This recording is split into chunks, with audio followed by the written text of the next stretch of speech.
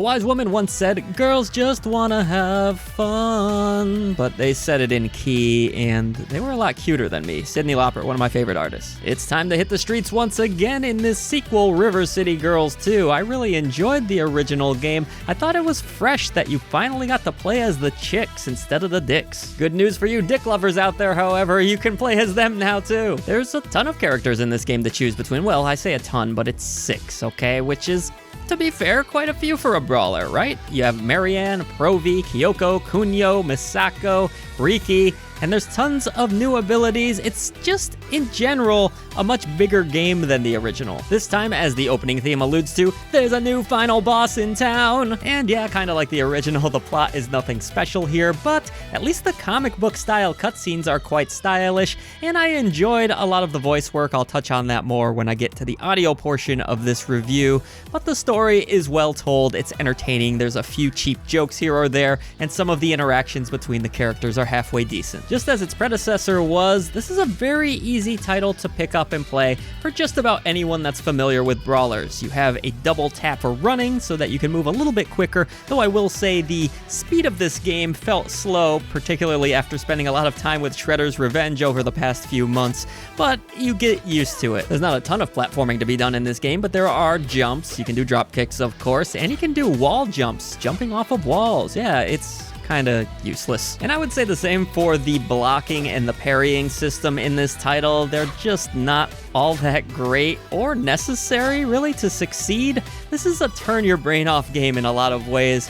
You could really use a couple buttons and get your way through it quite easily. Not to say that River City Girls 2 isn't challenging, but it's really quite forgiving. You're not gonna start over from the beginning when you die or anything like that. You won't lose a ton of progress. You might lose to some of the cheaper bosses a few times, but there are recruits that you can pick up along the way, and you can tag them in Marvel vs. Capcom style. There's also items that you can purchase. You can use these items at any time to restore health and do other things, and there's a few equipment slots here too that will give you some fun perks. Your characters do level up the further you get into this game. There's enemies pretty much on every screen to take down, so leveling up is not an issue, but it is fun to unlock new attacks. And with the addition of 4 players, that could be a real blast. I was only able to enjoy the game 2-player. I guess I don't have 2 other friends, but on a serious note, that's a great addition to this title, and there's online play too, which is awesome. I also really enjoyed messing around with the different weapons, and some of the different equipment perks will make those weapons even more silly and more powerful. River City Girls 2 also feels pretty big and expansive. You get around this city and the different areas of it by traveling through buses, or you could walk your way through it too if you so wish. And this is a much bigger game than the original, as I alluded to at the start of this review.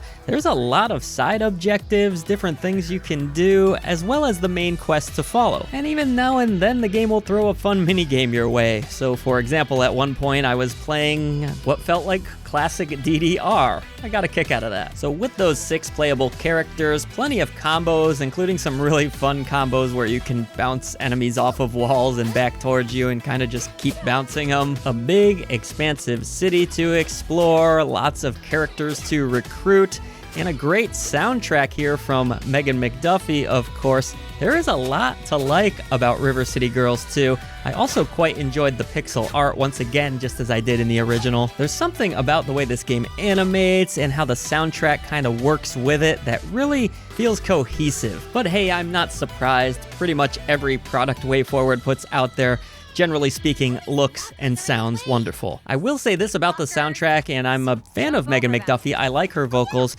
but I gotta be honest, I enjoyed the tracks in this game that didn't have vocals on them more than the vocal tracks, but that could just be me. As for the voice acting, it's not half bad, definitely not going to win a nomination for Best Voice Actor from any of these performances, but generally speaking, it does add some personality to these characters, and I enjoyed it. So then, what exactly is wrong with River City Girls 2? I've praised it quite a bit here. Well, not everything's perfect. For one, every time you exit a scene, there is a small load screen on the PC version. It's really only a couple seconds, but I don't have the console version to test. I imagine it might be a little longer there. Either way, it was a small annoyance, and in a world where we're really kind of starting to see games not have load times at all, it was a bit jarring. Also, recruiting characters in this game involves having to hit left trigger and then right trigger in order to recruit, and I would often punch them in the face before I got that option, or I would just miss out on it. And I touched on this too, but the boss encounters I really didn't find all that fun. They have cheap patterns that you can get stuck in,